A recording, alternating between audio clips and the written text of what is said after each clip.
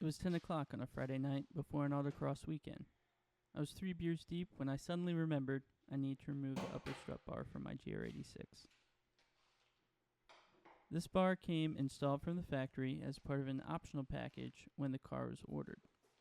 But despite being factory equipment, it's not authorized for use in SCCA D Street.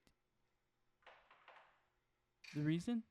It provides a performance benefit by reinforcing the front end and reducing chassis flex, which isn't allowed under D Street rules, even if the part was factory installed.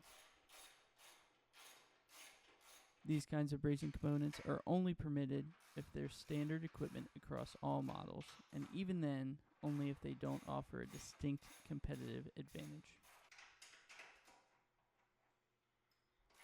This particular bar connects both front strut towers and ties into the firewall, adding structural rigidity. Great for handling response, just not legal for the class. So I got to work. Each strut tower had 3 nuts holding the bar in place.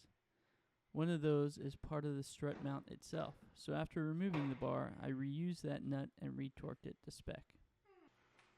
In the center, the brace was attached to the firewall with 4 nuts and 2 bolts. It took a bit of maneuvering to reach them all, but nothing too difficult with the right tools and a little patience.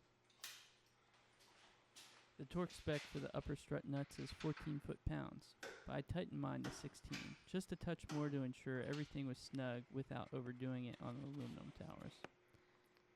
Once everything was off and buttoned back up, the engine bay looked a little more open. And more importantly, the car is now fully compliant with D Street regulations. If you're running a GR86 in D Street, it's worth checking if your car came with this brace. Even though it's factory installed on some builds, it's not legal due to the performance gain it offers.